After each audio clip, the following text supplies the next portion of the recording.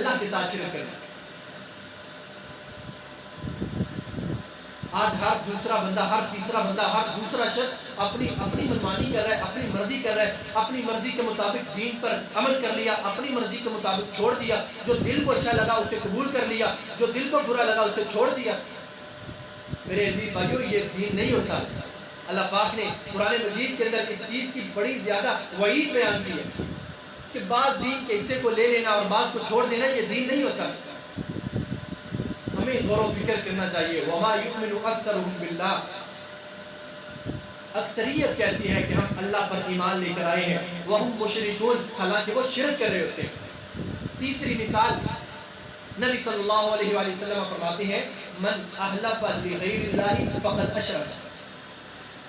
حدیث ہے، نبی علیہ السلام کا قول مبارک ہے، بات مبارک ہے. کہا کہ جس نے اللہ کے سوا کسی اور کی قسم اٹھائی ہے اس نے شرک کیا ہے. کیا معاشرے کے اندر نہیں کہا جاتا مجھے میرے بیٹے کی قسم ہے، مجھے قرآن کی قسم ہے، مجھے اپنی ماں کی قسم ہے، مجھے فلاں کی قسم ہے، مجھے میری قسم ہے. عزیز بھائیو، قرآن کو سمجھنا چاہیے. نبی علیہ السلام فرماتے ہیں من احلف لغیر اللہ فقد اشرک، جو اللہ کو چھوڑ کر کسی اور کی قسم اٹھاتا ہے اس نے شرک کیا، یہ شرک کرتا ہے. آج ہم اس چیز کو شرک سمجھنا گوارا ہی نہیں کرتے. یہ کیسے شرک ہو سکتا ہے؟ کسی نے کہہ دیا مجھے میری اپنی اماں کی قسم ہے، یہ کیسے شرک ہو سکتا ہے؟ مجھے میرے بیٹے کی قسم ہے، یہ کیسے شرک ہو سکتا ہے؟ یہ شرک ایسے ہے، اس ذات مبارک نے کہا ہے جن کا قول فعل آ جائے تو وہاں پر چونکہ چنانچہ اگرچہ مگرچہ کیوں ایسے ویسے ان چیزوں کی گنجائش باقی نہیں رہتی. میری رائے، آپ کی رائے دین کے آگے باقی نہیں رہتی. نبی علیہ السلام کا فرمان آ گیا من احلف لغیر اللہ فقد اشرک، جو اللہ کو چھوڑ کر کسی اور کی قسم اٹھاتا ہے تو یہ اللہ کے ساتھ شرک کرتا ہے. میرے عزیز بھائیو، تین چیزیں بیان کی. نماز کو چھوڑنا شرک میں سے ہے، اپنے نفس کی پوجا کرنا شرک میں سے ہے، اور اللہ کے سوا کسی اور کی قسم اٹھانا شرک میں سے ہے. اور چوتھی چیز کہ انسان کو پتہ نہیں ہوتا کہ یہ بھی شرک ہے. نبی علیہ السلام فرماتے ہیں الشرک الاصغر الریا، لوگوں کو دکھانے کے لیے کام کرنا. کوئی بھی نیکی کا کام ہے لوگوں کو دکھانے کے لیے کرنا. آج کل کیا ہوتا ہے، ایک بہت بڑا نیکی کا کام کیا ہے، 75% یہ اللہ کے لیے کیا ہے اور 10-20% جو ہے یہ لوگوں کو دکھانے کے لیے کیا ہے. ہمارے معاشرے کے اندر اکثریت ایسے ہی ہے. آپ کوئی ایک کام لے لیں، اپنا ذاتی کام لے لیں. کوئی بھی انسان کام کرتا ہے اس میں اکثر ایسا ہو جاتا ہے کہ تھوڑا جو حصہ ہے وہ غیر اللہ کے لیے ہوتا ہے. حالانکہ جو عبادت کا حکم ہے، جو کام کرنے کا حکم ہے، جو بندگی کا حکم ہے، جو خرچ کرنے کا حکم ہے، اللہ پاک نے فرمایا وما امروا الا ليعبدوا الله مخلصين له الدين. انہیں حکم صرف یہی دیا گیا ہے کہ اکیلے اللہ کی عبادت کرنی ہے اور خالص ہو کر کرنی ہے. اس عبادت کے اندر 1% بھی کسی غیر کا حصہ نہیں ہونا چاہیے. کوئی بھی آپ نیکی کا کام کر رہے ہیں خالص اللہ کے لیے کرنے. نبی علیہ السلام فرماتے ہیں من عمل عملا، کہ جس نے ایسا عمل کیا اس عمل کے اندر اس نے اللہ کے سوا معی یا غیری کسی اور کو تھوڑا سا شریک ٹھہرایا. جس بندے نے ایسا عمل کیا کہ 90% یا 99% جو ہے وہ اللہ کے لیے ہے، صرف 1% جو ہے وہ اپنے گھر والوں کو دکھانے کے لیے، دوست احباب کو دکھانے کے لیے پکچریں کھینچ کر کبھی اس کو بھیجنا، کبھی اس کو بھیجنا، کبھی جو ہے وہ ٹک ٹاک پہ ڈال دینا، یوٹیوب پہ ڈال دینا، لوگوں کو دکھانے کے لیے. اگر 1% بھی نیت ہے تو نبی علیہ السلام فرماتے ہیں، اللہ پاک فرماتے ہیں، حدیث قدسی ہے ترکتہ وشریکہ، میں اس کے سارے عمل کو رائیگان کر دیتا ہوں، ضائع کر دیتا ہوں. 1% لوگوں کو دکھانا مقصود ہے اور 99% میری رضا ہے. اللہ پاک فرماتے ہیں اس کے اندر ترکتہ وشریکہ، اللہ پاک نے خود شرک کا نام لے کر کہا ہے میں اس کو اور اس کے 1% شریک کو، اس کے سارے عمل کو اس کی وجہ سے برباد کر دیتا ہوں. 99% میرے لیے ہے، صرف 1% میرے غیر کو دکھانے کے لیے ہے، میرے غیر کے لیے ہے، میرے شریک، میرے ساتھ شریک ٹھہرانے کے لیے ہے. میں سارے کے سارے عمل کو ضائع کر دیتا ہوں. میرے عزیز بھائیوں کوئی بھی عمل کریں اللہ پاک سے دعا کیا کریں اللہم طہر قلوبنا من النفاق واعمالنا من الریا، یا اللہ ہمارے دلوں سے نفاق کو ختم کر دے، واعمالنا من الریا، یا اللہ ہمارے جتنے اعمال ہیں ان کو ریاکاری سے ختم کر دے، ریاکاری سے محفوظ رکھنا۔ یہ شرک اصغر ہے، یہ بھی شرک کی ایک قسم ہے۔ وما یؤمن اکثرهم باللہ الا وهم مشرکون، ہماری اکثریت یہ شرک کر رہی ہوتی ہے اور انہیں علم نہیں ہوتا کہ ہم شرک کر رہے ہیں، تو سمجھتے ہیں ہم ایمان والے ہیں، کلمہ پڑھنے والے ہیں، توحید والے ہیں، اسلام والے ہیں اور جنت الفردوس کے اندر جانے والے ہیں۔ اللہ تعالیٰ نیک خواہشات کو پورا کرے، اپنا محاسبہ ضروری ہے۔ میرے عزیز بھائیوں، پانچویں وہ بات نبی صلی اللہ علیہ وآلہ وسلم نے جس کے بارے میں آگاہ کر دیا ہے، متنبہ کر دیا ہے کہ انسان کا یہ جو عمل ہے یہ بھی اس کو شرک کی طرف لے جاتا ہے۔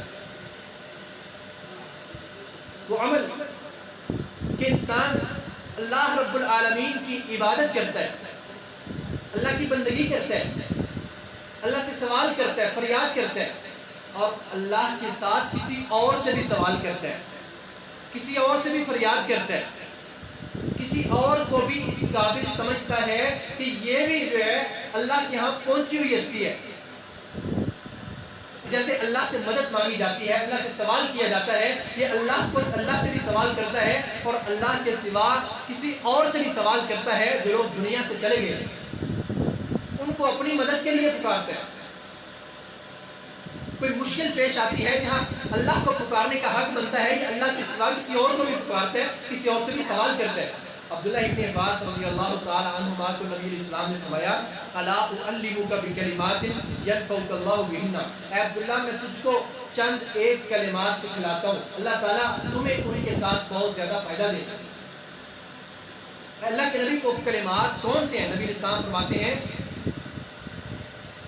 اذا سألت فاسأل اللہ، سب سے پہلی بات یہ ہے جو تجھے فائدہ دے گی عبداللہ، اذا سألت فاسأل اللہ، جب بھی تو نے سوال کرنا ہے تو اللہ کی ذات سے سوال کرنا ہے،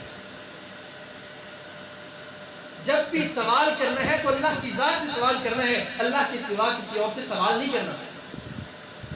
اور میرے عزیز بھائیو یہی وہ بات ہے، صحابہ کرام رضوان اللہ علیہم اجمعین کے بارے میں آتا ہے کہ اگر کسی صحابی کا جوتے کا تسمہ ٹوٹ جاتا وہ بھی اللہ سے مانگتا، جب بھی سوال کرنا ہے اللہ کی ذات سے کرنا ہے۔ وَإِذَا اسْتَعَنْتَ فَاسْتَعِنْ بِاللَّهِ، جب بھی مدد مانگنی ہے تو صرف اور صرف اللہ کی ذات سے مدد مانگنی ہے۔ انسان کو نہیں پتا ہوتا اپنی زبان سے کون سا لفظ، کون سا جملہ کیا ادا کر رہا ہے، مگر اس کے ایک جملے کی وجہ سے اس کے جتنے اعمال ہیں سارے کے سارے تباہ ہو جاتے ہیں، برباد ہو جاتے ہیں۔ یہی جملہ شرک کا سبب بنتا ہے، یہی جملہ شرک کا باعث بنتا ہے۔ اور وہ جملہ کیا ہے؟ انسان اللہ کو پکارنے کی بجائے، اللہ سے سوال کرنے کی بجائے، اللہ سے مدد مانگنے کی بجائے غیر اللہ سے سوال کرتا ہے، فریاد کرتا ہے، مدد مانگتا ہے۔ کیسے؟ بعض لوگ کہتے ہیں یا علی مدد۔ میرے عزیز بھائیو بڑا مشہور جملہ ہے، یا علی مدد کا نعرہ لگاتے ہیں، اس کا مطلب کیا ہے کہ اے علی میری مدد کرو۔ اللہ پاک قرآن مجید میں فرماتے ہیں اموات غیر احیاء وما یشعرون ایان یبعثون، جو لوگ دنیا سے چلے گئے ہیں وہ آپ کی مدد کیسے کر سکتے ہیں؟ جنہیں اپنے اٹھنے کے بارے میں علم نہیں ہے وہ آپ کی مدد کیسے کر سکتے ہیں؟